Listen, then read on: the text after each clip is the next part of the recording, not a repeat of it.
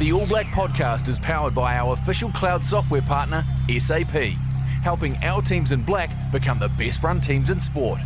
To listen to this episode and all the All Black podcasts, subscribe on Apple, Spotify, and anywhere you get your podcasts.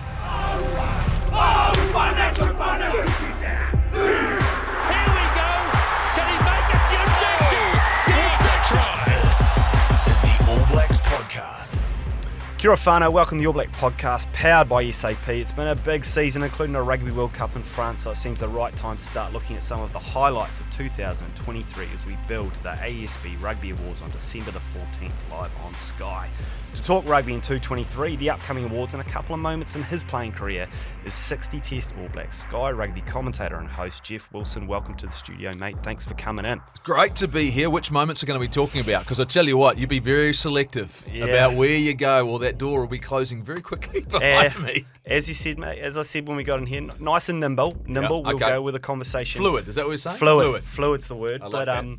You're the guest, so you can determine these things. But actually, you know, gosh, it actually seems a while ago now, but you've been at the World Cup, you know, like, what was it like? You know, talk us through some of your takeaways from the tournament, because I was here, like the majority of us, watching on the TV, and it was an absolute roller coaster of emotion in terms of our team's performance, in terms of reactions to different conditions of the game, and some of the games you looked at were phenomenal, the atmosphere, etc. Like, what's your takeaway? Now you had time to digest it, because you were just in the throes of it, you know, for probably 8 weeks, was it? Yeah, it was 8 weeks. Now, probably, I can be honest, I didn't reflect on it for the first couple of weeks I was home. Because just cooked. I was just cooked, absolutely. You know, and it was a roller coaster. 8 weeks is a long time to be away. I know some other organisations had been away longer than that, had done the game in Twickenham beforehand. So the World Cup itself, first and foremost, you go away with a team of people. So if you get that right, and I think we got that right, when you're together for 8 weeks, and how hard you need to work and what you've got to get done and achieve, and the fact you're on call pretty much the whole tournament. You get to a point, and this is longer than any other Rugby World Cup that's been in the past. So there's no doubt over the last couple of weeks, and the tournament changed. And I've said this to a lot of people. You know, the moment France went out, the moment Ireland went out, and luckily it was us that took them out, and I'm grateful I was there for that. I can maybe talk about that a little bit later. But all of a sudden, a lot of the energy left the tournament itself. All of a sudden, everyone was a tourist from a far away, so they left Paris. All of a sudden, the French and the media over there became less engaged. So a lot of the energy in Paris, which is not a huge rugby city anyway, it just lost a little bit of its luster. But in terms of moments and the journey the All Blacks went on, really special to have been a part of that. You know, when you talk about the challenges over the last 18 months for New Zealand rugby, particularly the All Blacks, their coaching staff, the players, everything they'd gone through, to witness, I think, a resurgence firsthand, to see them come out the other side of it, not quite winning it, but doing everything but actually showing actually their true colours and what it meant and what they could do in the All Black jersey. And look, I certainly believe that the best rugby team didn't win the Rugby World Cup. But ultimately, that's not what World Cups are about. So as an experience, though, World Rugby have got a lot of things they'll need to consider in 4 years' time, what it is that they're trying to deliver. And I think rugby as a whole needs to balance the desire to generate revenue versus the product that they are providing to the world and the future of the game. So I think the balance, as you work out, there's been a lot of reaction to what happened in the final, ridiculous amount of criticism and abuse of referees, which has forced a couple of really well respected, and Wayne Barnes and Tom Foley to walk away from the game, which is really devastating. But there's obviously things we need to deal with. The length of the tournament as well, the fact that they've gone to more teams, how they're going to deal with all of that. So there were so many positives for me, but ultimately it's a moment in time where I'll look at it and go, what is in the best interests of the game going forward, and what do we want to see in 4 years' time, and what is it that a Rugby World Cup is going to look like? So for me, look, I look some great memories, some great times with some great people, some unbelievable moments. The quarterfinal weekend, which had 18 months of build-up, right? Yeah. It had 18 months. I think it was the ultimate weekend of rugby. If you're a sports fan, the hard part was that the semis and finals could never live up to that. That was the real challenge, and that's another thing they'll have to address. They've talked about that, though. Bill Beaumont has said, though, he said it on the breakdown about 5 months ago before the World Cup, we need to look at and address the seedings going into and what we can do about that. Now, as usual, what have we seen? We've heard nothing from World Rugby. No defence in support of its referees and its staff. Not enough anyway for me. They made an announcement mid-tournament. Yep, we're going to 24 teams. They haven't said how that's going to look and what that's going to look like. All I know is that ultimately they've made a lot of money out of this tournament. Yeah. A huge amount of money. The organisation continues to get bigger. Questions are now, what do they do in the future? Mate, totally. You spoke about it a little bit there, but it was an absolute roller coaster in the sense that, and we discussed before you came to the studio, I think it's, and of course I've got my, All Black glasses on, but the quarterfinal was the best game of rugby I've watched, and I can't remember when. It was, and like you say, it was a beautiful mix of 18 months of build-up. The All Blacks going down to Ireland previously, so many talking lines and story points. It was a beautiful thing, but then we get the other end of the scale where it doesn't quite meet our expectation. Like for you, I want to ask you a couple of things in particular. One, there's some great moments along the way. Opening game against France, like you say, that was when probably perhaps France and Paris were at peak supporting World Cup times. The All Blacks lost that game. Then they beat on into the quarterfinal. Then they lost to South Africa in a final. You have to go down there, not only commentate the game as a former player and a fan, but as a professional, but also you got to go down on the sideline and talk to the guys in the post-match and that sort of stuff. How difficult is that? Like that must be hard because you know these guys pretty well.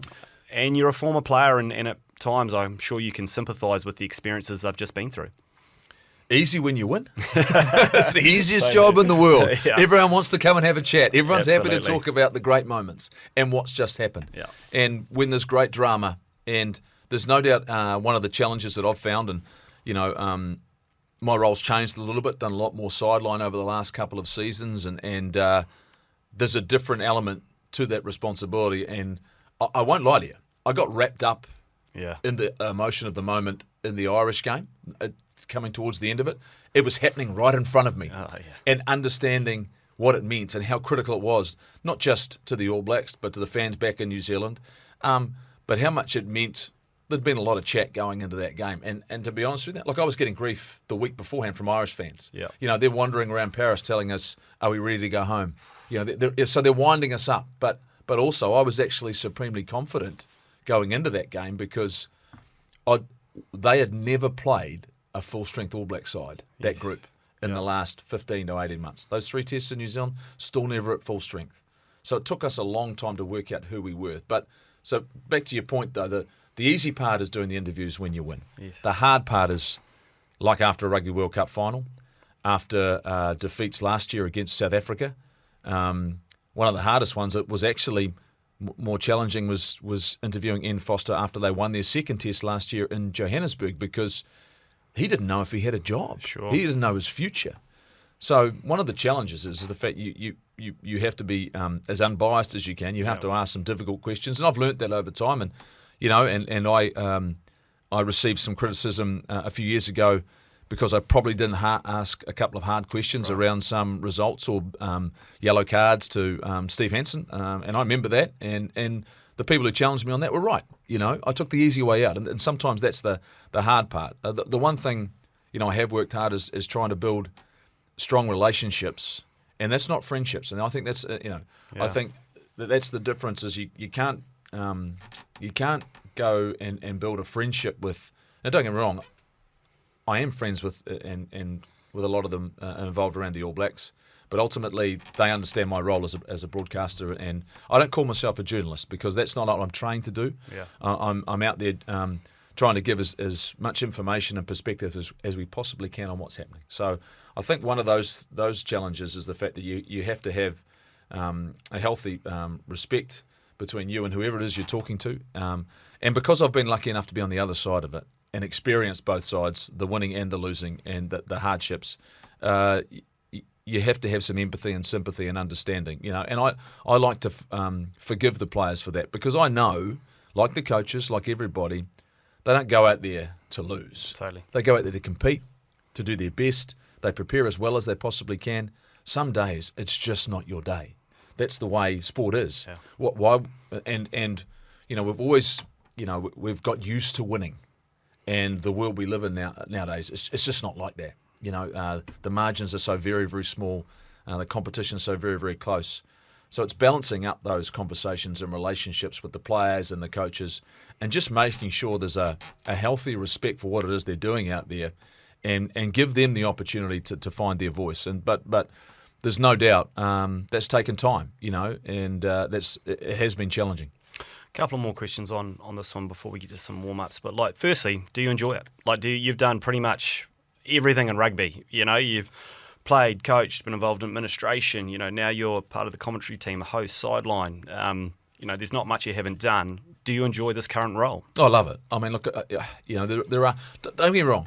Not every game is a great game. That goes for any sport. Yeah. We look at it with passion for rugby, and we're always, critiquing. But I can watch some pretty dire games of EPL. I can watch a pretty dire game of NBA basketball. But then, a couple of days later, you get a cracker. That's sport, isn't it? Yeah, absolutely. And so there are days where conditions might be adverse. Yeah. The quality of the game isn't as high as you'd like it to be. It's certainly not as entertaining. The key to that is being honest about it, and don't polish the proverbial. Reality is, if it's a bad game, it's a bad game. 100%. And the people at home are educated in most senses. They understand what they're looking like you've just said. Yeah, this isn't great today.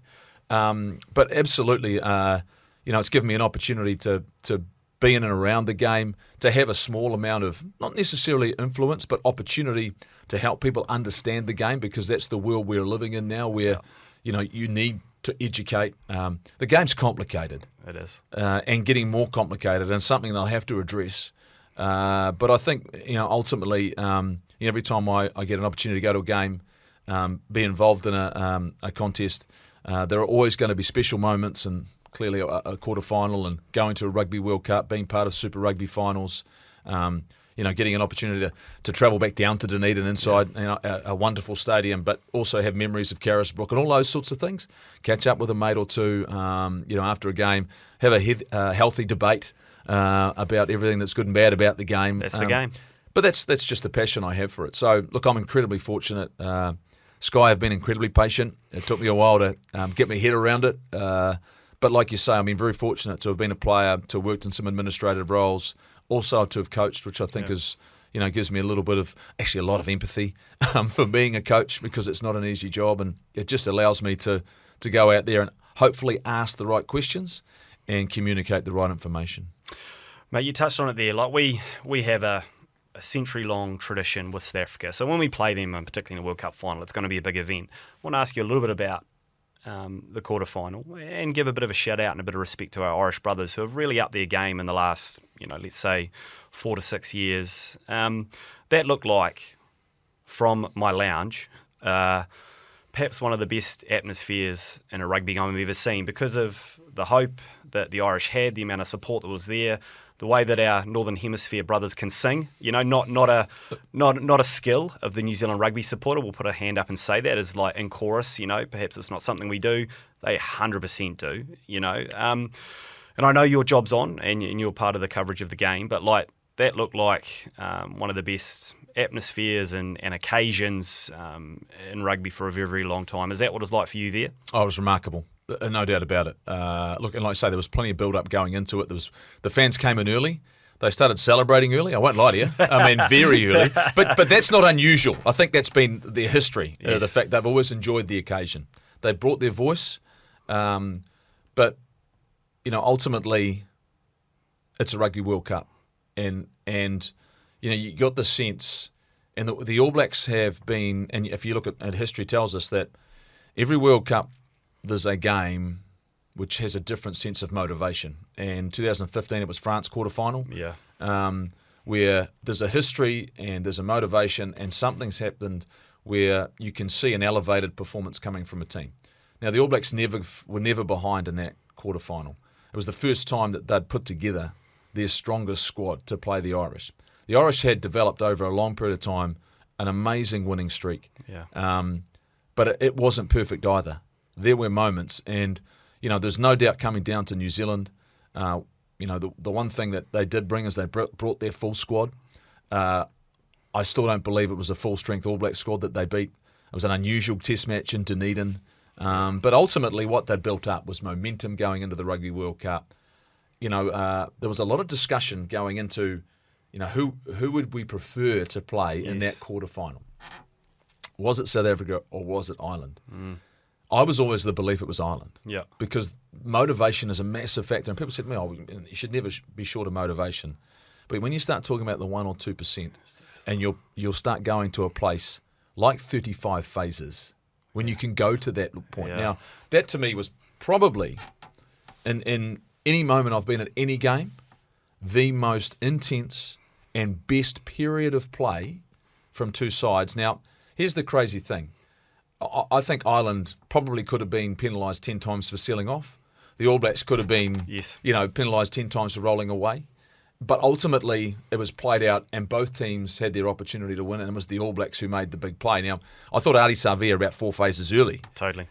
Got himself in a position, but you would have got to a point where you could have said, oh, that guy didn't roll away. Yeah. That guy held on a little bit too long. Oh, that guy went to ground too early. But in terms of drama and earning the right to go to the next level, I think you look at both teams and you go, you took yourself as deep as you could possibly go. And in the end, once again, Ireland go home in a quarter-final. Now, here's the funny thing for me. And I don't know whether this is a little bit sadistic, I'm not sure. But I always loved winning away from home more than I did winning at home. It's not the first time I've heard that said, actually. Yeah. Because it's proving everyone wrong. Not just the people on the field. It's actually proving the majority of the fans that were there. And let's be honest, it was a sea of green. And so once again, and there was much talk about the Rieko Ioane reaction after the game. I think a lot of people felt like that is because don't talk about winning until you've won. Yeah, yeah. And their belief was that they'd already won. And that's what it takes to win a Rugby World Cup. And the All Blacks didn't win the final, but they never spoke about winning the final. They never talked about beating South Africa. Because I think we've learnt our lessons over time, right? And I can tell from first hand that you can never get ahead of yourself. And so that's what built up this drama to what was, I think, one of the great days for rugby, one of the great weekends for rugby. I mean, everyone talked about how good the French-South Africa game. It wasn't a great game of rugby. There was a lot of... It was dramatic, wasn't it? It was dramatic, and there's plenty of those, like the Rugby World Cup final. Dramatic. Totally. But in terms of the ball moving around, there wasn't a huge amount, whereas that Ireland All Black game was, both teams tried to play to their strengths, and, ultimately, the All Blacks did enough, just enough. And that's all you need to do. The beautiful thing is that we've just developed this fantastic rivalry with them, haven't we? Like there's this other element to international rugby now where I'm thinking, when are the next time we're playing these guys? What's that going to look like when we play them next? When are they coming here? When are we going there? So it's fantastic to have that in there as well. Yeah, it is, but I think that's their generation. As whether or not they can replace that generation. Yeah, there's some great players who won't be part of that going forward, and some of their inspiration and leadership. A little bit of transition for the All Blacks as well. So there are always ends of eras, just like in 2015. There was an end of an All Black era, but I think Ireland, what they've done, like you say, once you've beaten the All Blacks for the first time, and it's almost like we don't trust Argentina either now, right? Where clearly we were better than them at the Rugby World Cup. They hadn't played well. But even going into the semi-final was but what if they came to Christchurch? They beat us. Players have beaten us before. They've got that experience. Yep. So the story and narrative now going forward against Ireland, like you said, is, and so now what have we got left? Wales haven't beaten us for such a long time. Scotland have never beaten us. Ireland have never beaten us. So those storylines are always going to be different now because Ireland can always go to the point where we're not creating something for the very first time, and so their mentality is going to be different. But like you say, the transition now into the next phase for them and for us as the All Blacks will bring something different. It'll be interesting. Yeah, I mean, I must admit, with rugby getting more global or the way we consume games being easier, I'm interested to see how France and Ireland, etc., and England for that matter, go in the Six Nations, which is coming up after Christmas. A few warm-up questions. We've warmed up a wee bit, but at our age, Jeff, you need to keep that going. Mate, for you, favourite player growing up and why? Was it a rugby player or was it, some of these other sports you're involved in as a young fella? Oh, look, I mean, I'll never. If there's two sides to it. When I got exposed to the NBA, And all of a sudden, it was sort of early 80s, mid 80s. We started to get it on a Sunday morning, two-hour window, right? Where we get one game. That was sort of what we'd get. You became aware of Magic Johnson and Larry Bird, and then Michael Jordan arose. And once I'd seen Michael Jordan and just the most remarkable athlete. So if you're talking about someone that idolising in the fact that the best athlete I've ever seen, absolutely.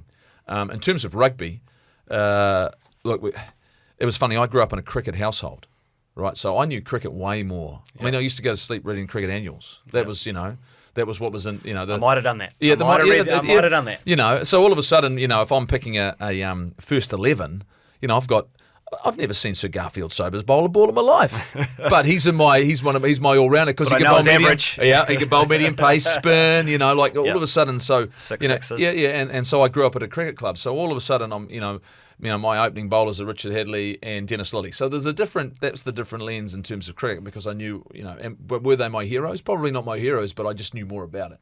But then, becoming, and playing different sports and getting exposed to basketball at intermediate was when I first started playing it.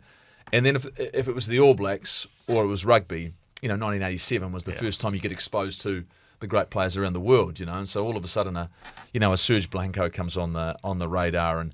Obviously, and he's a good mate of mine now, and it doesn't pay me to say this, but JK was, a legend, absolute legend. And, mate, for anyone of our era, he was huge. Yeah, I mean, it was just when and the All Blacks were so dominant, and he was scoring tries all over the place. But you look at, and there were players like him, the brief glimpses I had of a John Gallagher, and you're going, it's so good, right? So, I think, I certainly wasn't a situation where I revered the All Blacks, and I enjoyed the way the game tended to be played and the outside backs seemed to touch the ball. That's what it seemed like. I don't know if that's 100% sure.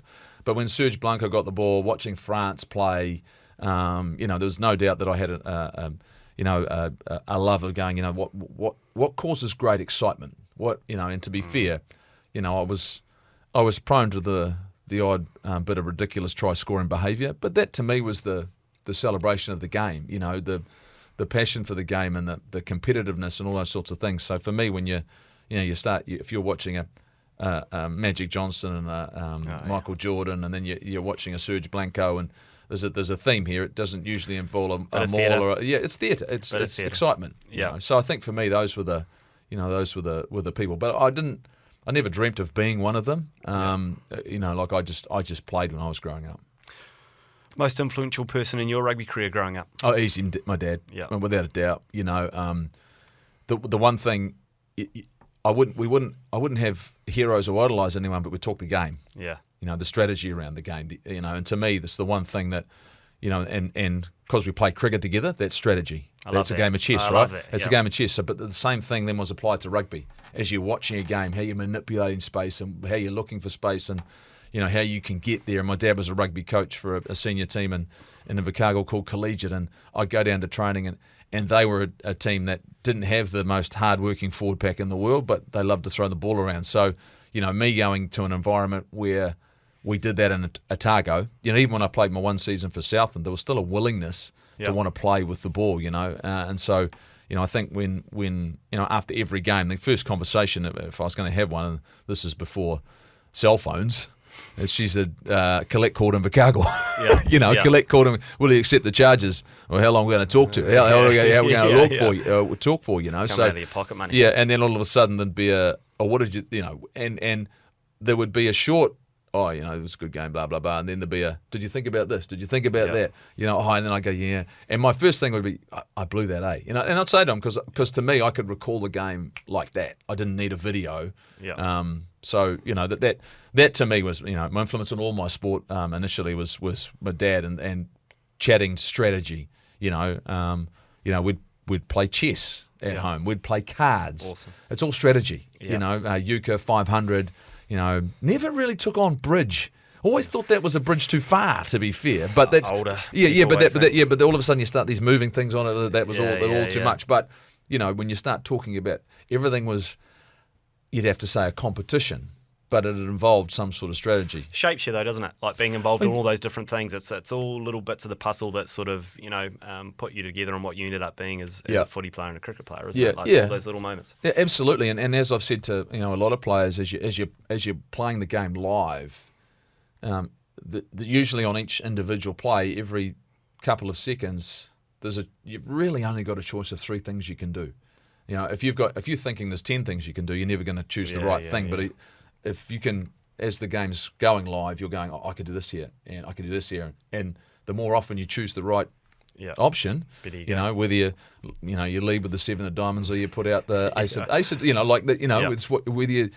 whether you're trying to draw something out or whether or not you're leading from the front. So everything is tactics. Love it, mate. So many, but best player that you've played with and against, and I'm sure there's been an absolute host of great players that you've got on the rugby field with over the years. The best player I've ever played with is in Zandbrook. Yeah, without a doubt. Just all round skills. Look, I'm a skill guy. Yeah, I'm a skill and position guy, and he doesn't play my position, but he had all the skills. I mean, he's dropping back into the pocket, kicking drop goals. Yeah. He's reading the situation, putting himself in the best position to impact the game from number 8. Physically, was he the best athlete out there in his early days? Absolutely one of the best.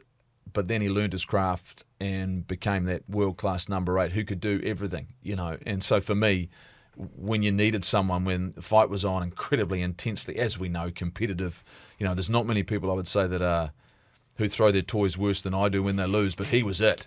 There was no doubt. Or he'd always wanted one more. Yeah. But you love that, to play with that, And that's why I can say playing against it was incredibly frustrating, because I was playing against Zandbrook in a dominant Auckland team, which was a remarkable side. They were ruthless too, weren't they? Like that attitude, you say, like win it all. Like they were just ruthless and backed it up with skill as well. Well, but look, they were the. This is hard to say as well. They were the Crusaders before the Crusaders. Yeah, totally. So they created this dominance where they had remarkably tough forward pack, relentless, accurate, and then they had the first Grant Fox, and then they had Carlos Spencer. And so then all of a sudden they just had this, they evolved, they got better, the game changed, they could change. Like that's what remarkable about Super Rugby when it started, is that, they were at a level and a point where they could control the game.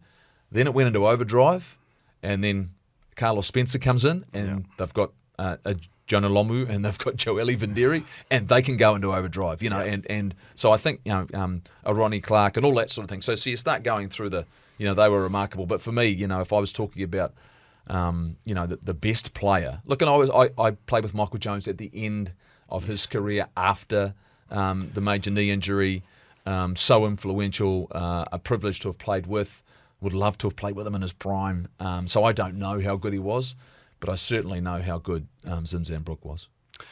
Mate, quickly about guys you played against. It's so easy for me to turn on the telly and watch the replays and see what happens, but what's it like being out there when you've got an absolute weapon on the other side? Like, how does it determine your behaviour? Does it all happen so quickly? Like, it's easy for us to, flick on and make some judgments around what we should be doing with certain players when you're watching from the couch. But it all happens so quickly, doesn't it? When you're playing against, guys who are fast, are strong, are smart. When you put those things together, they can be pretty dangerous. Look, it's a completely different game now than to what I played. As we know, the spaces have changed where the opportunities are limited. It's become so physical, brutal, confrontation, one pass carry, a fight for the gain line, and that's why all of a sudden if you start putting in two teams who play a certain way, a certain style, and in certain conditions, you don't get any rugby because it's just too hard to play. Yeah. The laws don't allow it. So in the past, it didn't matter what it was like. You could still play, whereas now it's become so much more tactical and there's no doubt I think the skill sets have changed. But ultimately, when you look at someone in front of you, one of my great rivals was Joe Roth. He was the peak Brumbies, peak Wallabies. Yeah. The last time they were really any good. Yeah. The Wallabies. He was their guy, and you watched him whether it was at fullback, but particularly on the wing. He was the guy that looked opposite me that pretty much played the similar game that I had. The fact that he could position himself, he could kick, he could run, he had subtle skills. Big, good in the air. Yeah. Like he was an all-round world-class player, absolute world-class player. Didn't make mistakes, didn't make errors. Didn't put the team under pressure. Had a good kicking game. So ultimately, when I looked at a guy like that, I felt more pressure than a one-trick pony. You knew that they just wanted the ball and they were going to run. They were going to run at you. And look, the one thing I was lucky was that I was fast enough to be able to cover up any mistakes I could possibly make, or I could give people the outside and just take it away. I could run them down. Whether or not I could do that nowadays with the fact that where these guys are at and how quick they are. I'm not giving Rico Ioane the outside, I can tell you that for a fact. Wow. But I remember playing against Jonah, and it was a matter of, look, this is, that's a moment in time where you're not enjoying the 6 or 7 days leading up to that game knowing it's coming. The more you think about it, the worse it got. You didn't sleep a lot that week, but you formulate a strategy, you work out how you could get up and stop him getting his momentum. You call in the cavalry, you'd force him back in the inside to some other poor bugger, whatever it might be. Or you get up on his outside, whatever you come up with a strategy. Once again, took tactics. That's what I enjoyed about the game. Okay, that's about awareness and understanding. Mate, leads to me a next question, a little bit off kilter, but if Jeff Wilson, Glenn Osborne, Eric Rush, Mark Ellis, Tana Umaga all went out on Vic Park just over the road there and had a running race today, who's winning today? Today? When was the last time Jeff Wilson sprinted? That's a great question. The last time I sprinted was probably when I got beaten by my 15-year-old son, or 14. He was probably 14 at the time. How far are we going? 50, not 150. Oh, yeah. No, I'd have Oz. I saw Rushy do a speech. Oh no, actually no. Well, I don't know. Rushy's quite a bit older than me, though, isn't he? Yeah, well, that's definitely. Yeah, but Tana still seems to look pretty sharp. Yeah, running's a different thing now. I think you get a whole lot of us looking at each other on the start line, going, "This is not a good idea." This is what you'd get if you're looking across. Probably shake hands and have a draw. Yeah. Well, the funny thing of being is that there are a number of Fijians that I played against, so I don't think saw them run at full speed because, like they didn't in games. They didn't need to. They only ever run just fast enough to stay out of reach. And so, they were lightning. Rupini the other book is probably the fastest guy I've ever seen on a rugby field. Yeah. So look, I don't know. I'll say this. The one thing that was important to me was when I went to the All Black training camps and they did the speed testing, was the fact that I always won those. Yeah. I won that race. Now, clearly I was trying the hardest. When it was measured, I won those. And we're talking by just enough. Yeah. That's all that matters. Just one of those things, just reminding, whereas I don't think Joeli Venditti was really trying to run his fastest, Cully was always trying pretty hard, clearly Jonah as well, but it was just enough that just reminded everyone, still got it. Well, no, if I've got something, at least I'm fast, all right? At least I'm fast. I might not be able to tackle very well, Mate, that's not true. But, mate, last warm-up question. We've talked a little bit about NBA already. You loved your basketball, played a lot of basketball as a young man. If Jeff Wilson's in the NBA and he's got a starting five with 4 others, who's he taking? Wow. Are you point guard? Was that your position as a young fella? No, because then it would be... I was just angry guard. Rugby playing basketball. I still play... funny enough, if anyone who plays in the North Harbour competition across the way, because I still play basketball, I'm the only one that wears a mouth guard.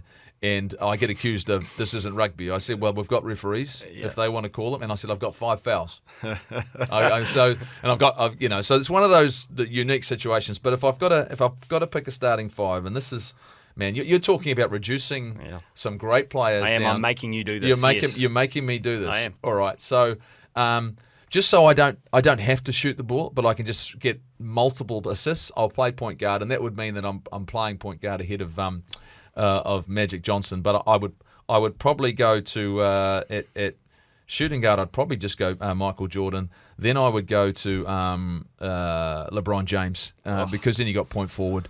I think that's you've got that covered. Now that's leaving out Steph Curry as well as a point guard. So the thing I would swap, I was going to swap. I'd have Steph Curry at shooting guard, and I would go to power forward. And this is. Yeah. And then Shaq would be my centre. Oh. I've got a bit of size. I'm going size, but you have all these debates, and I love listening to the NBA I love it. podcast because all of a sudden everyone so often comes with their top 10. They talk about Rushmore, and you're leaving out Kobe Bryant. They just lean into it. It's yeah, good. oh, it's amazing. I mean, it's hard to debate those, but I won't lie to you. I've got one of my highlights of my life is I'm praying that LeBron's going to be playing, but Christmas Day I'm going to watch the Lakers play the Celtics. Oh, how good. Jason Yeah, Tatum, family. LeBron. Yeah, and I'm actually a Celtics Yeah. guy. I've sort of gone over to the Celtics because I love the way they play team basketball. Yeah. And I come off teams the moment they stop playing team basketball. Yeah. That's why I love the Spurs when they were a peak Spurs team. They just would exactly. pass it Yeah, around. they move the ball. Anyone that moves the ball, and I love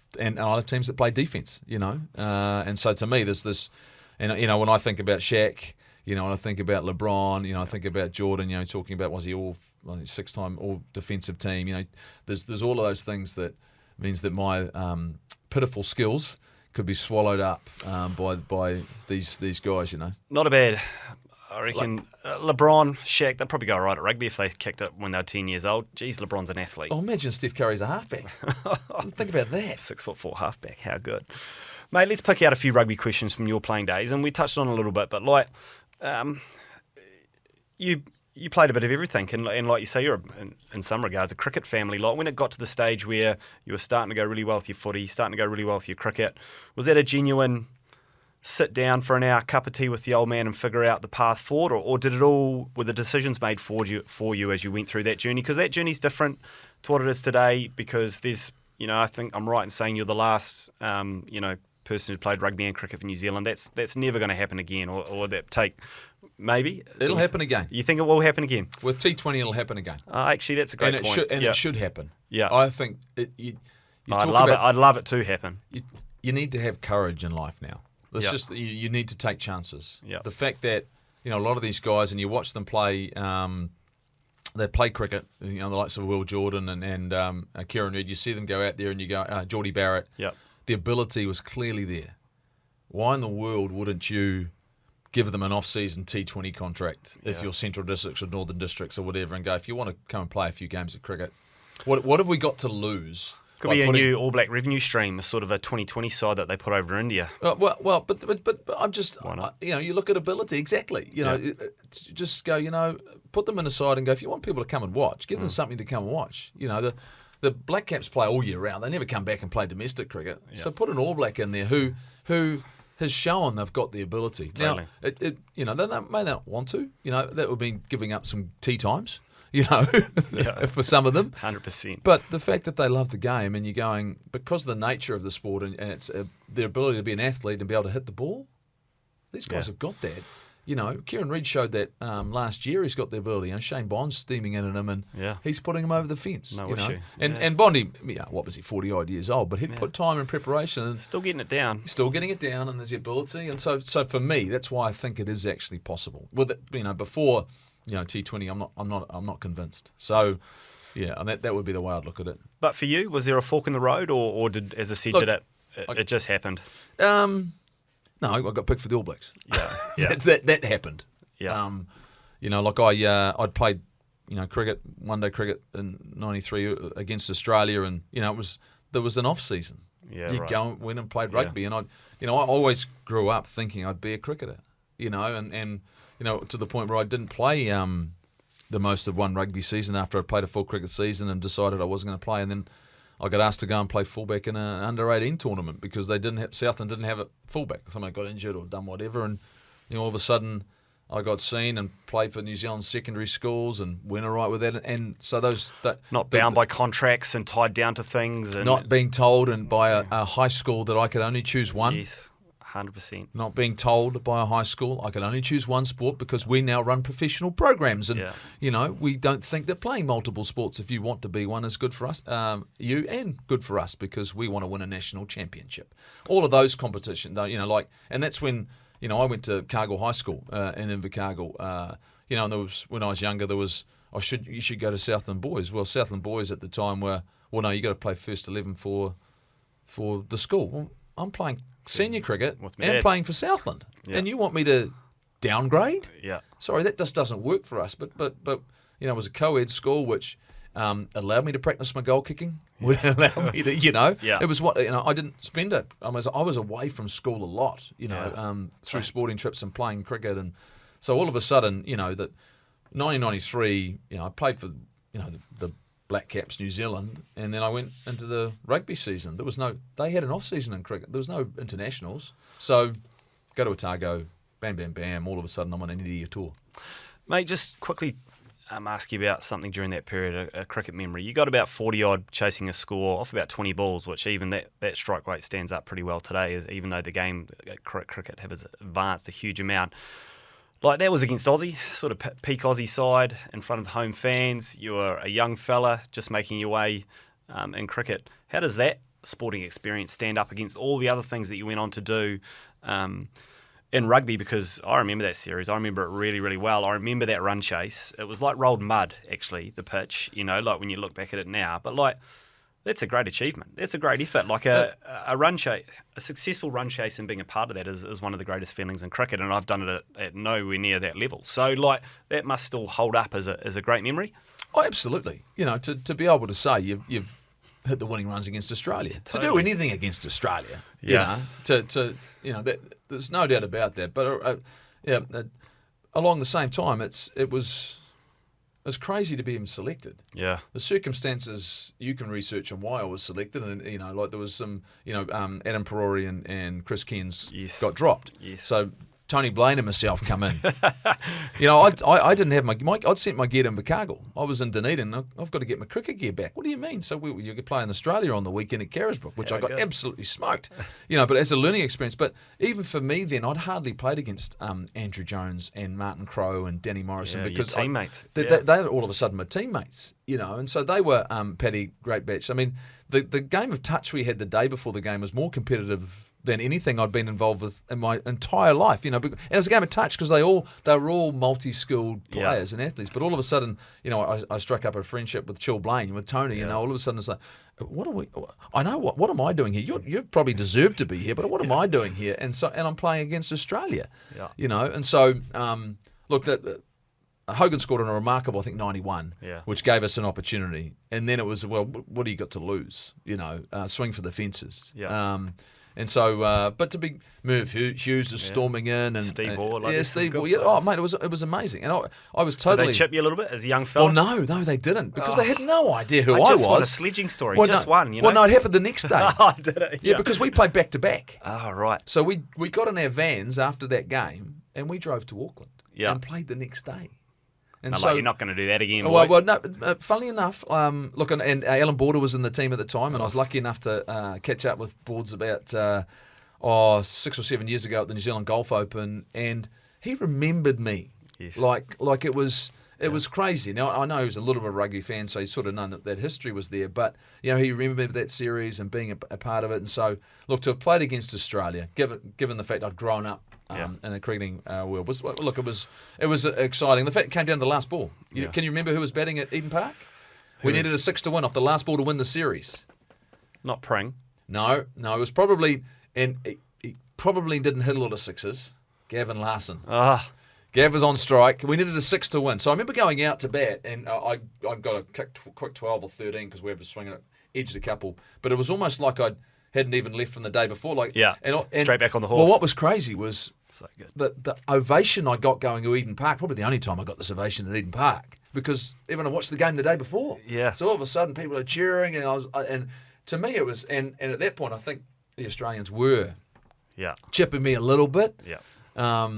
And I hit a couple, and then they got me. I went for a shot that wasn't on. What a surprise! But as I walked off, the cheers were still the same because we were in the hunt. And honestly, that was crazy. That was intense. Last ball, we needed a 6 to win at Eden Park. Didn't quite get it. Solid single, I think.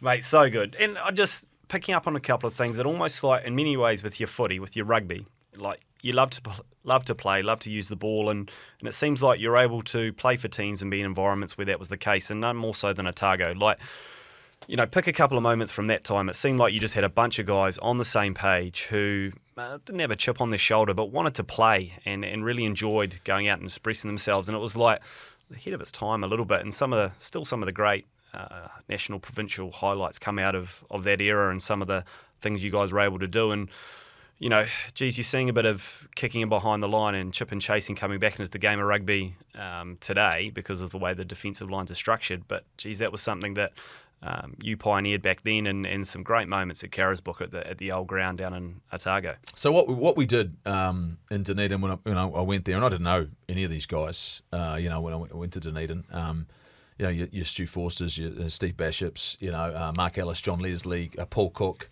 Obviously I knew Greg Cooper, what he did and who he was and how he played for the All Blacks. So all of a sudden, Aaron Penne, Jamie Joseph, we I suppose we're always the underdog because we didn't have any established All Blacks. Yeah. We had guys who had been close to it, but we had David Latter and Mike Meeker and Nick Moore and Brendan Timmins and Andy Rich were our locks. So we just had this group of players. Josh was just starting to come and become a part of the conversation. So the only way we could beat teams was with creativity, was to keep the ball alive. But we trained that. We did a lot of things where, it was always off the cuff. It was if it was on, throw it. We had and the ultimate person to do that was Mark Ellis because no one cared less than he did, whether he made a mistake or not. Right. So when you're fearless and things come off, you can create the remarkable. And so we were on a roller coaster of days that didn't come off. We just lost. Yeah. Oh well, we just. But when we did play well, back to Guardies and see what the next game is. But we'd commiserate with each other, celebrate the loss. That's what we'd try and learn a lesson or two. Gordy would give us a lecture. I'm not sure what about. Gordy would give us a lecture about, but we'd come up the next week and go, but it doesn't matter because they'll never beat us because we'd never give up.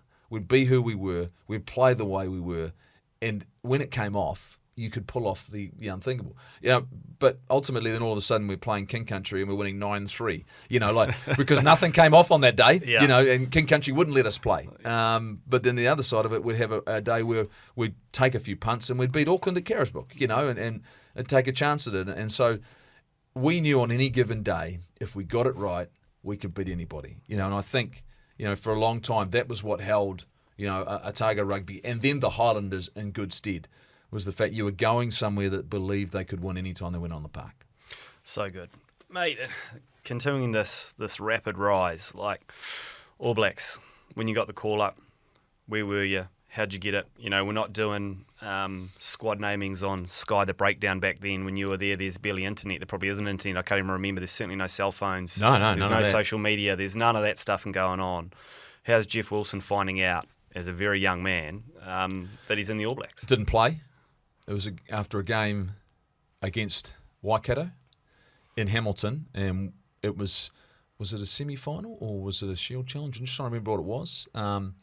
But I didn't make the cut for the game. I was in the stands, right? Really? So I didn't not play. Picked for the side. Not picked to play that day. So I think we've been on tour, and I'm just trying to remember exactly what the nature was. So it was before the end of the NPC. We're announcing the team that was going to the Northern Hemisphere, and Greg Cooper had. The year before had been the Richard Lowe incident. Yes. And so Coops had come back and John Teemer was in the squad and Paul Cook had been playing really well. John Teemer, I love John Teemer. Exactly. So I wasn't selected for that. It was a season in '93 that I didn't play every game. I moved around from right wing to left wing depending. We rotated, and Coops was at fullback. Yeah. So we sort of rotated the wings, didn't play every game.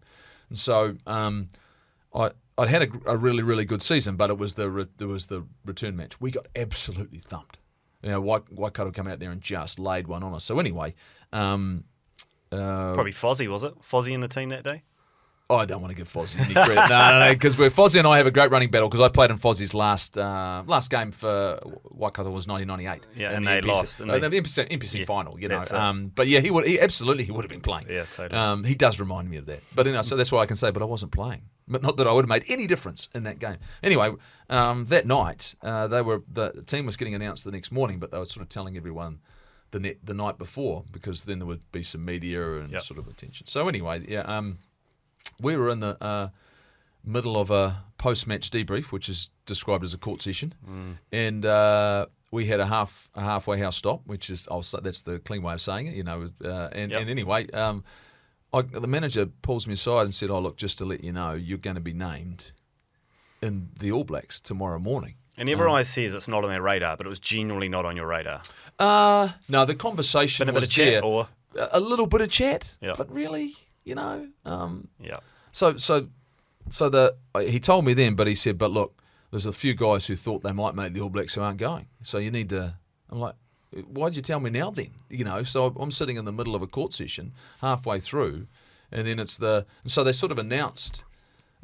Because you couldn't tell anyone. Who are you going to tell? It was about 10:30, 10 o'clock at night or whatever. There's no one to tell. Yeah. So I remember I rang Collect to Invercargill and, and said, I'm going to be named in the All Blacks tomorrow.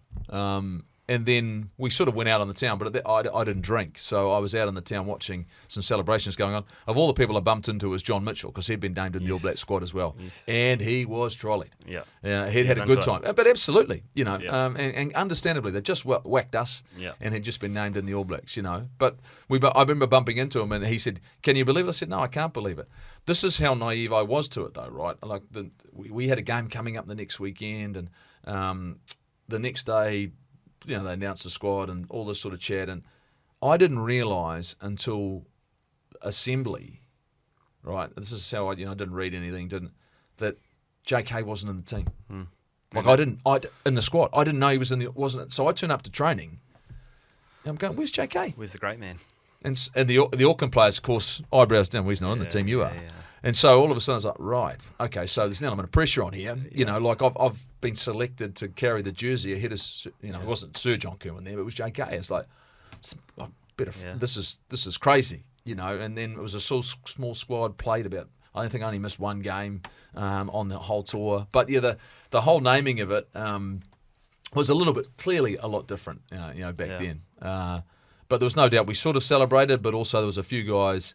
Paul Cook had a huge season. I'm just trying to think some other guys. JL had played really, really well, but Stewie went on it, Bash went on it. But it was just one of those sort of situations where, this is not what you do. You don't over celebrate. But look, it was as much of a surprise at the time, as it did when I got to the first training when Sir John Kerwin's not there. 60 tests in the jersey, best day in the jersey, worst day in the jersey. I know that's just trying to get you to pick a couple of moments. Easy, because we all recollect the worst, 1995 World Cup final and certain incident in 1994, which apparently the stadium holds about 300,000 people, because everyone tells me they were there. It was a guy I bumped into the other day on the golf course. They said, I was at the Sydney Football Stadium in 1994, so I appreciate that. Great. But yeah, so those are clearly the two worst. I mean, the Rugby World Cup final in particular, though, health wasn't, I was in terrible shape. Got vague memories of the day, really crook. Yeah. And as much it was great for South African rugby. I think in terms of, for that team, we were the best team. We were changing the game. We were taking it to a place that hadn't been, I believe, at the international level. And it was so disappointing not to have got that done. To have won the next year in '96, clearly in Pretoria, to win the first series in South Africa for the first time, the All Blacks. That's the biggest moment for me in an All Black jersey. How much does, because the sequence is going into the 95 World Cup, not even on the radar as one of the favourites. Like, the team was, rebuilding, for lack of a better term. Then, like you say, played some beautiful rugby, got to the final. How much did 95 and the disappointment of 95 fuel 96? You got 2 tries in the second test to basically crack it and seal it. One great chip and chase try from 50 out. Like, was 95 the motivator, or actually it was his own thing because we had never won in South Africa, so that there was enough? That was enough. Timing's everything. Both those are factors. We talked about trying to create history. John Hart had set up the tour. They'd scouted, what it is they needed to do. They'd gone over there and decided they needed the 2 squads to play the different games, the midweek games, to prepare to, if you were going to get this job done. The motivation for that group from 95, because we weren't able to seal that, was almost like, okay, let's vindicate how, that we were the best team. It was different than 95, clearly, but to win, that Test series 2-1, to have created history, we were probably better in 97. Yeah. Like that, we were undefeated in 97, drew the last Test of the year against England, which was bitterly disappointing, but we rolled through that year. I think that was the best of that group. Yeah. And then we had the exodus. We lost a lot of players after that, but that period for me, that time, that was a remarkable group of players, and I think, interestingly enough, you talk about moments in time. that 94 test, we got behind early against Australia at the Sydney Football Stadium, and we got to half-time, and we'd been working on some things through the course of that season. Laurie had copped a lot of criticism, lost those 2 tests to France at the early part of the year. I sat on the bench and we drew the series with South Africa. I sat on the bench for those first 5 tests, and then JK gets dropped again, and I come in, and then I drop the ball over the line. But what had happened before that is that we got to half-time, and it was almost like, well, we've been working on the conditioning, we've been working on all these things. We need to, and we've been doing some stuff through the breakdown to try and create quicker ball, and we started to have to play, and all of a sudden we started rocking, and then, we actually, there was about 20 minutes to go after I lost the ball in the tackle with George. We had a couple of chances we could have won that game, and we upped the tempo. Now, yes, there was a huge amount of disappointment. We'd lost the Bledisloe Cup, but we felt as though we'd made a shift in terms of our mentality about what we could do, and then we just went to work over the summer. And I think, to me, so we knew we were going to go to South Africa and we were going to play on top of the ground. Now, remembering that Jonah was a late inclusion to the Rugby World Cup squad, we were going, in all likelihood, we were going to go there without him until the senior players and spoke to Laurie and said, look, you've got to take this young kid. This could be the game breaker for us, the way that we're trying to play, how we're going to use the ball. So all of a sudden, we had all of this, that allowed us to get to the space and get it to him early and see what he could do, and then he exploded. And then I think, funnily enough, Jonah was in and out of the squad for health reasons, obviously, over the next few years, and didn't play in 96 a lot when we went to South Africa. But the base of how we wanted to play, and the conditioning of our forward pack in particular, and ability to get round the park, and Josh came into the fold, and so Mertz came in at first 5. So Carlos was still sitting in the background, but Mertz was had arrived, and people sort of forget that about 95 is that Josh was new. I hadn't played a huge number of tests. Jonah hadn't played a huge number of tests. Oz had hardly played. He was playing fullback. Hardly played. Yeah, So all of a sudden we were going in with this well-seasoned, fit, athletic forward pack who at set piece time, Olo Brown and were tough as, and then we had this back line that was go for it, play at speed, and you had Frank tackling everyone for you, and Walter, and Graham Basham had come back, and all of a sudden our distribution had changed just a little bit, had gone up a little bit more. So we had this. I think the foundations of changing the way the All Blacks would play the game in the future, and I would say inspire the next generation about how we wanted to play the game.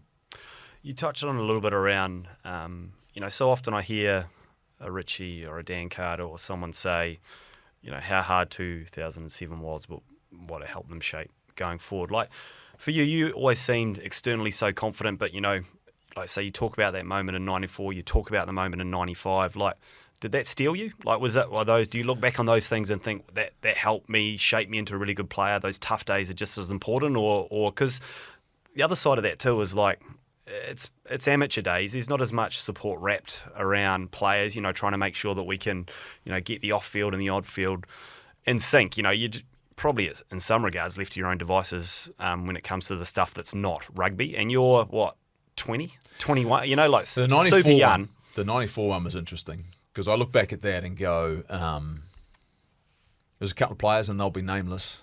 It was the fact he has to be left to deal with it on his own. Yeah. So, like I won't lie to you, I'm crying in the changing room in 94. 100%, as you would be. Because you feel as though you've just lost the test match for the All Blacks. You've been responsible, had the opportunity, desperate to beat Australia. And I remember at the time, I was devastated, absolutely devastated. The great thing about who I played for and where I come from, you go back to Dunedin, and I went back to playing for Otago after that, you're back into familiar faces, familiar support networks. That's the interesting part about it is the fact that, man, I haven't gone out there to try and drop the ball. No, of course not. You've given it a crack. At the time, I think I'd beaten 3 players to get there. And I'd finished tries like that in 1993 to beat Auckland, same way. Reaching out in the tackle to put the ball down, right? And so he kicks the ball. How good? Yeah, exactly. So all of those, that's something that's happened. So in terms of denting confidence, absolutely. But dealing with it, no, you're dealing with it on your own. But like I say, I was going back to a great group of people in Dunedin, who great family, good mates. Yeah, exactly. Who you know, Got your but back. ultimately, you've got your back. But ultimately, that changed in and around the All Blacks, you know, like, and I was still relatively young then, remember? So And just young. right, I've just been dropped for JK again, you know. So here's a guy who was the Test try scoring, you know, leader for the All Blacks. You know, we've had the guy on the right wing, you know, and so there's certainly an element of that I can sort of understand, but you know, I'd like to think that I earned the respect of the guys that I did play with through that time, where I did make the odd error or wasn't able to deliver as much as I could. That, you know, they knew I was doing everything I can to be the best player I could be, you know, and worked hard, and you got that with that group. But you had to earn that, you know. And I in my early tests, you know, like. My second test was against England, and I had responsibilities of kicking goals in my second Totally. test, and I couldn't throw the thing over, and we lose to England. 19? 19? Yeah, And given the just goal 20, kick? 20, yeah, 20, 20, given the you goal know. kicking duties. Macca was first 5, and, you know, Totally. England were giving away penalties all over the place. I couldn't throw it over, you know, and so, you know, there's I mean, the funny thing was, and Foxy's a good man, a really good man, Grant Fox. He's a great rugby man, Foxy. Oh, great rugby man. But after I couldn't throw it over, he was over in England, and we had a kicking session, and we were playing the Barbarians to finish the tour. And we had a session, he was, you know, and halfway through the session, said, you've got a fundamental flaw in your goal kicking. I was like, oh, crikey. It's going to be a long day at the office on Saturday. But he gave me the confidence and belief. He said, you've got what you've got. And you know, I think I kicked 4 out of 5. And we beat the Barbarians to finish the tour. It wasn't a classic Barbarians game, but we'd just lost to England. So it was just win, make sure you Get win. the W. And so I've had great conversations with him. But ultimately, he was trying to help me through those things. And so, you know, I think there's definitely a respect and bond there with the group. And you know, any time I see these guys, you know, see Fitzy and, you know, Olo and Dowdy and you know, all those players from that era, you know, I think we know we were part of something really special. So good, and to see you now sit side by side with JK in the booth and comment on rugby and a bit of back mate, and forth. He's I know. argumentative, isn't he? He's difficult. Oh, we both are. It's more. It is honestly. It is so much fun. It is so much fun. You know, and then, but it's no different off camera than it is on camera. Yeah. So we'll get into a debate about something. Just hit record. Yeah. We just, you know, whether it's usually it's with him. He's wanting to enjoy a nice red or a nice white or a pizza or whatever it might be. But ultimately, it's having a yarn about rugby, and I can't think of anything better to do when it's sitting down with JK and just chatting away. You know, because that's who we are. That's how much we love the game. Imagine him and Smithy down at Waihi Beach talking through, you know. But like not that. just him. Mills is down there Yeah, now. totally. Gats is hanging. You know, Totally. Gats is there as well. You know, I could just, you know, the whole group. I mean, Fozzie's there. I mean, they're all there. Just imagine them down at the local, which I know the local's not very big, but I could just, you know, it would good. fly. Exactly. I mean, if you're a fly on the wall in the summer, I think that's a good place to be. Totally. Mate, you hinted it there. What do you reckon? 2015 All Black side, often regarded as one of our strongest. Would you take your 96 side, 97 side? How would it go? We're on the proviso that, of course, you know, you done all the same strength and all the same conditions leading up to the game. Like, geez, that'd be a good fixture though, wouldn't it? Oh, we'll give him a run. Give him a run. I mean, I reckon, you totally. Know, you know, and you know, you throw Cully into that mix now as well. You add him into it. Look, the 2015 side, it was a remarkable team. Really, really was. We'd go close. Oh, mate, some great matchups. I think some great matchups. If you like you've just said. In fact, I think Ian Jones could still play now. I see him galloping around, and I was in week of the final here. I see him running down in the middle of Paris, just getting his run in for the day. Look, I think ultimately, like you've just said, you go hard pressed to not see Olo Brown absolutely holding up his side of the scrum. You know, like I just, you know, I think about it. You know, if you've got Michael Jones and you've got on the blind side and Josh at open side. Imagine Dowdy in the gym for 15 years, coming in. Look, I think it would be game on. I really, really do. You know, so good. It would be amazing. You know, it's one of the things. Bishop and Smith, they're little silhouettes of each other. How good? I don't think, you know, Jonah Lomu Rugby would do it justice to the fact that if we could get those two matchups, and it's one of the saddest things that we haven't managed to get, because that's what the NBA has, right? Yeah. You got 2K together and they throw the generations, they let them play against each other, you know, and the matchup is this is what it might look like. But you know, I'd tell you what, that would be a war. And it would be something special. Mate, how good. Surely there's some sort of CGI AI thing that we can do in the some future. metrics somewhere, some metrics somewhere, you know. I mean, this is the thing. Like, this is what I love about the debate is the fact that if you got into a stalemate up front, and that's the difference, which team could play better rugby? Which could move the ball, could hold on to it, could offload, all those sorts of things and create, you know, could we counter Sonny Bill Williams when he comes off the bench? You know, like, I mean, funnily enough, my favourite player, post my career, and particularly in the last probably 15 years, has been Ben Smith. Yeah. I mean, he had a slightly rough start, a bit like I did a rough start for the All Blacks, you know. First game against Italy wasn't flash, but he ended up becoming an ace for us, who started at fullback, could move to the wing, was tough. His instinct was to run first rather than kick. Mistake-free. And deceptively strong, you know. Did it for the Landers too. Like. Yep. He was slightly a late developer, you know, wasn't in the system, but all of a sudden when he came, so, you know, when I look at players sort of like him, you know, I have nothing but respect. Totally. Mate, retired from rugby at 28. Was that a desire to get back into cricket? Was there a little itch there, or was everyone getting too big and strong, mate? Like, what was the go there? So my last season of Super Rugby, 202. I made 202. I made a turnover at a breakdown. Oh, here we go. One. Evolving. Decided that was the future of the game. No, we were playing the Brumbies, and I remember it vividly. And one of their guys got isolated, and it all happened in front of him. And said, I should probably go in and get that. And as I looked and, you know, I got my hands over the ball and then went, oh dear. And so I held on just long enough to get the penalty. But there was a sense through the course of that season that that's the way the game was going. Yeah. England were the best team in the world. Yeah. I was making more tackles, kicking the ball more. Yeah. There was no space on the field. You were bludgeoning out games. And Laurie Mains was the coach. He'd come back from coaching in South Africa. And we had a generation of players through the late 90s who were still there who wanted, we wanted to play. But Laurie, and to a sense, we sort of all knew that the best way to play was the kick and D.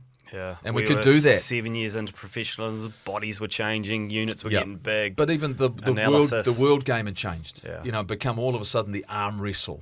Yeah. You know, England had arisen this I'll say great English side because they were a winning side. They knew how to win. Totally. They suffocated and scrummed and the Springboks weren't sort of that.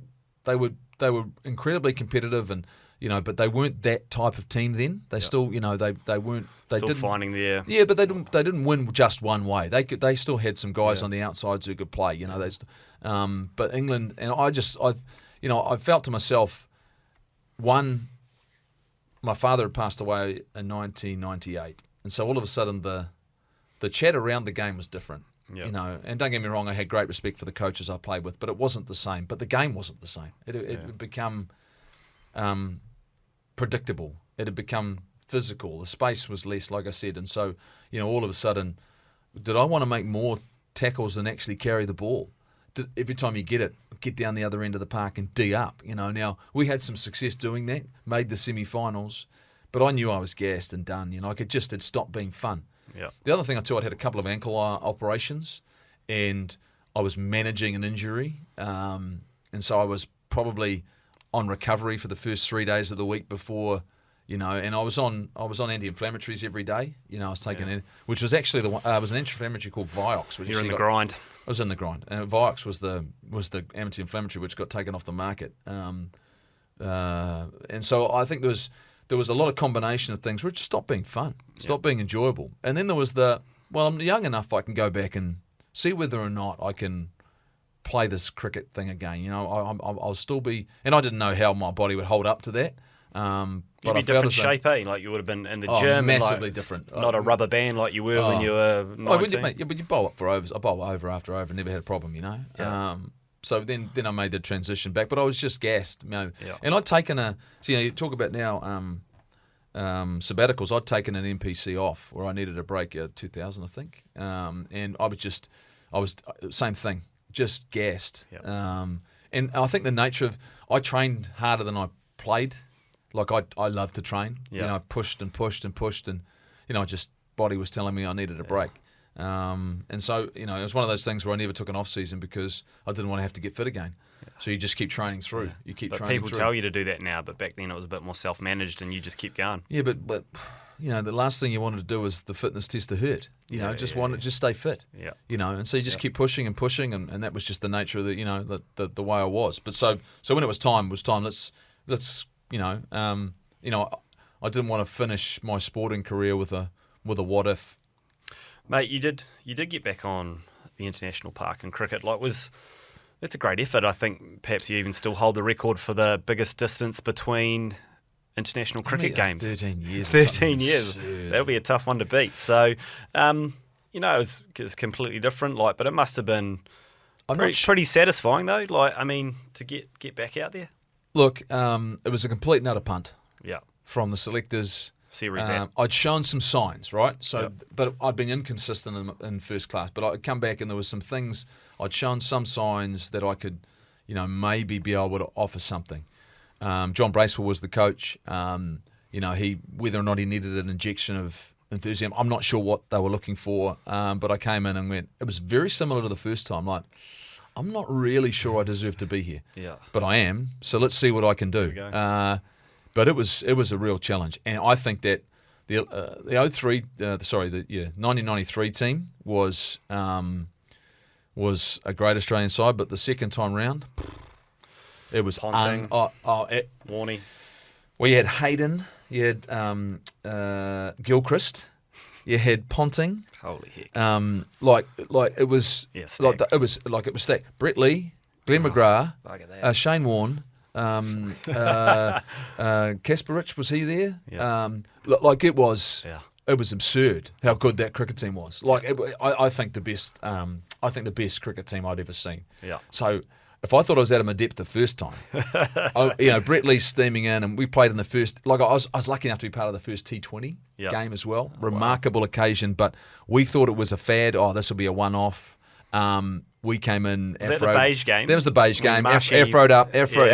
We'd all my bad facial hair. We'd grown facial hair. We thought, and they came out and they were steely-eyed. First game, we're not losing this. They thumped us at Eden Park. But is that when Ponting just played a phenomenal out the gate? How dare you bring him up? He hit me for the biggest six I've ever. Mate. No, it wasn't a bad delivery to be fair. Good length ball just out off stump, and he went forward.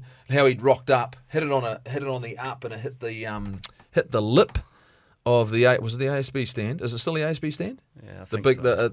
The north stand. It hit the lip of it and then did the old drop straight down. So it hit it on the way up.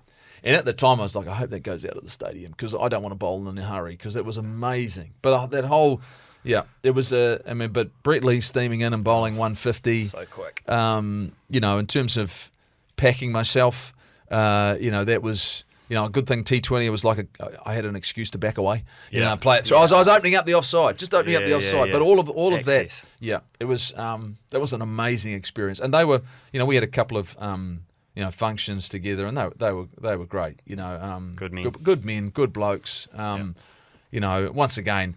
Certainly not intimidated by this half-ass ex-rugby player who's, played 13 years ago. What's he going to bring to the table? So, as an experience. I wasn't able to make an impact, but incredibly grateful and proud of the fact that, they thought there was something there that the team could use. I was a good fielder. Yeah, good speed. I heard great stories about you and Nashi being either side of the wicket for Otago and competing. I think he told me these stories, but I heard that, mate. I heard you were pretty nimble. Look, next week, December the 14th, ASB Rugby Awards. What do we expect? What's going on, mate? We need to make sure that people are tuning in and a bit of a celebration of the season, perhaps. Yeah, absolutely. Look, it's been, it's been a different year for New Zealand rugby. But we've got to remember there's so many different layers and levels, and it's time to celebrate all of those. And so we put together a team at Sky, and we will celebrate that. And there's a number of people coming in studio, and so when you do all of that, you can look back at the season. I'm really hopeful in the future we'll get back to the real, the dinner, the celebration, the marquee event. Marquee event, but this is sort of a bit of a hangover from COVID. For a couple of years we've been able to do that, and I know, New Zealand rugby, and I'm sure the players and everyone will look forward to, the timing being right to when we get it back into the room and it's all first hand, and it probably needs to be done a little bit closer. But I think in the end, what we are doing is we're paying respects to those who have made a huge impact on the game in this previous season, and we'll crown our best, our coaches, our best players, our best administrators, the people who have dedicated incredible amounts of time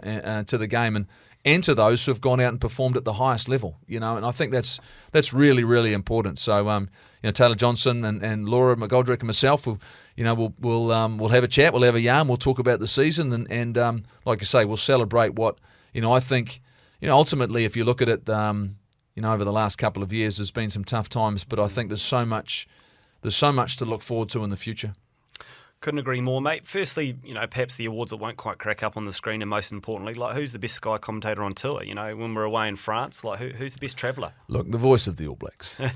Nisbo is remarkable. He is the kamatua. He just goes about his business. I think he's had.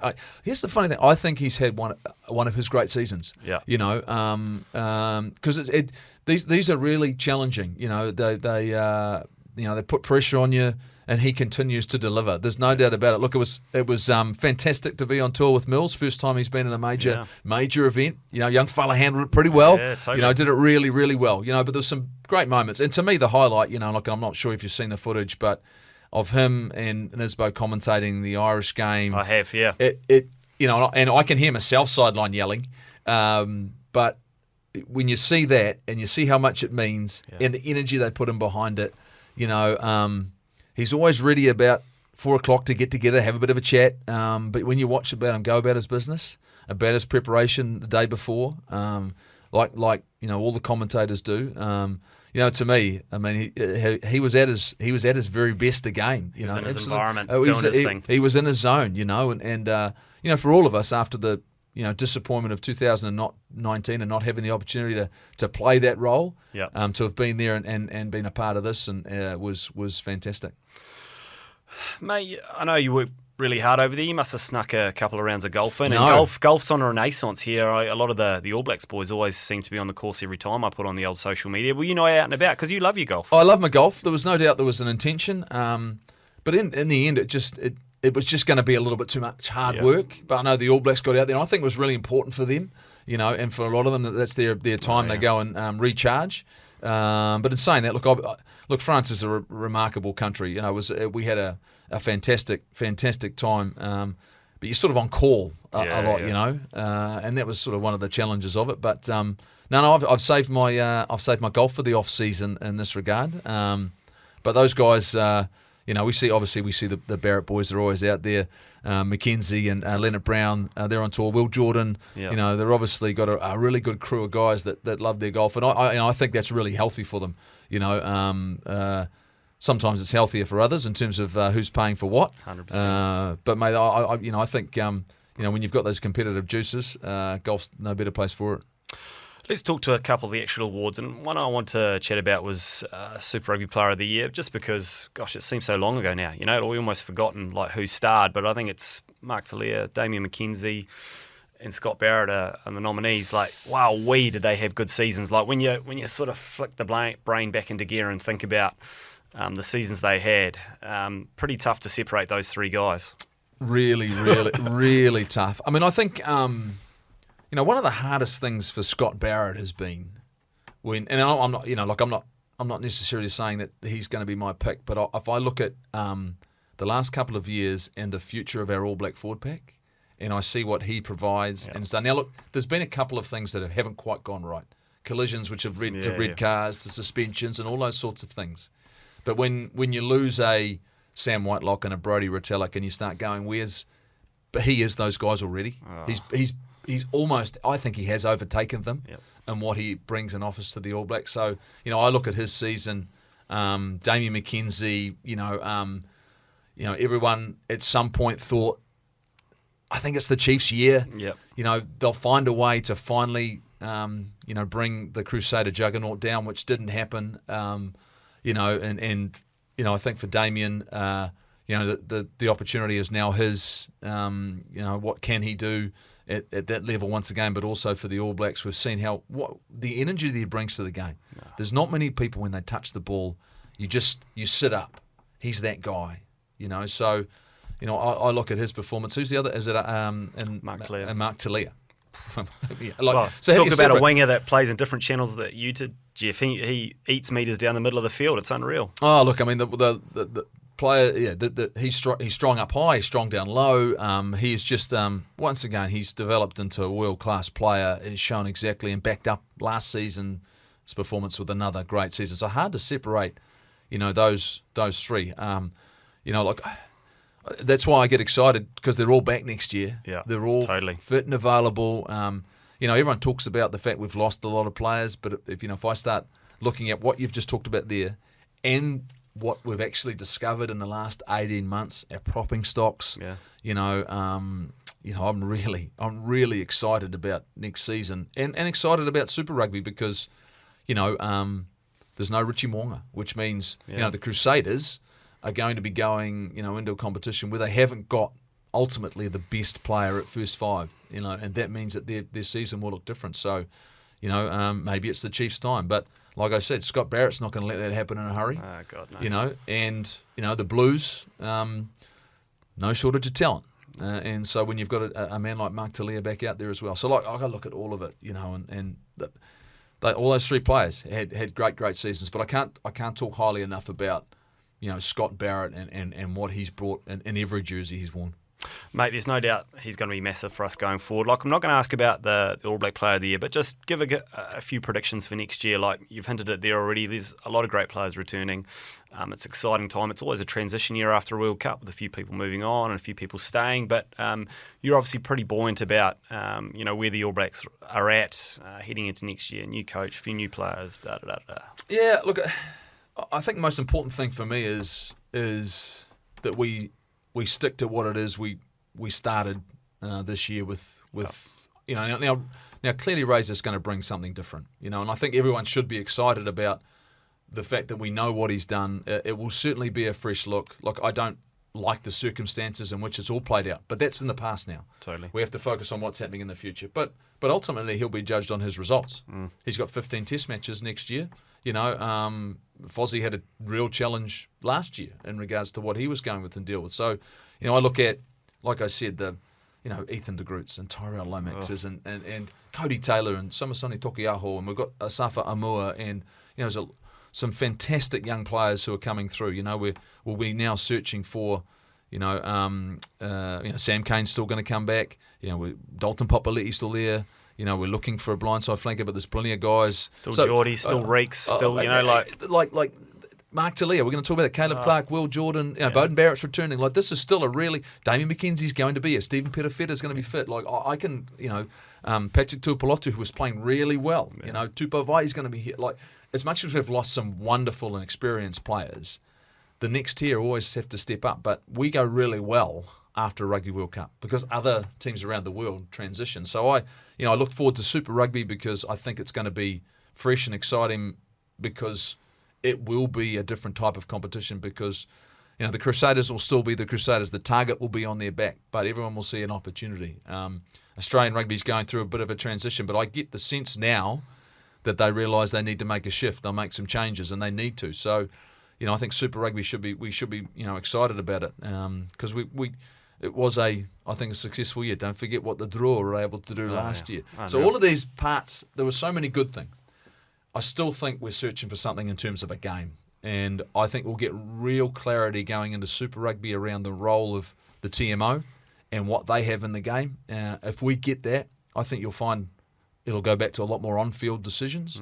They'll play a lesser role, particularly as they tried that in Super Rugby this year. And if we get that back into our international game, England are coming. That's a real challenge. This is a team that was one good play away from being a Rugby World Cup final. 30 seconds. Well, just one decent play, to be honest with you. Yeah.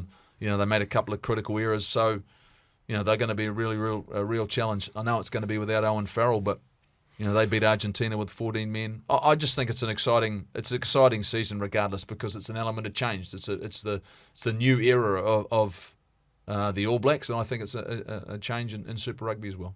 Mate, thank you for coming in. Enjoy your trip to the States. I think you're going off on a massive family holiday tomorrow to tick a few of the old bucket list events, a bit of basketball, bit of college football. Like, how good. So Enjoy. Well-deserved break and come back refreshed next year to rip into a bit of super footy. Man, it's funny, I'm already looking at the squads. You know, you're sitting there and you go, I'll take a break Switch away, off, but hold brother. on. Oh, Switch off. I can't do it. Let's bring it on. I can't wait. Awesome. Thank you, mate. Appreciate it. Pleasure.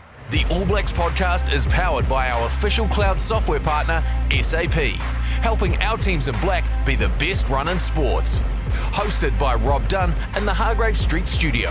Produced by Carl Thompson from Blue and Ginge, the podcast producers. Video editing by Mac Leesburg, graphics by Western Design, content advising from Andy Burt, and commercial manager for the podcast is Valeska Hove. Follow the All Blacks podcast on iTunes, Spotify, YouTube, and anywhere you get your podcasts.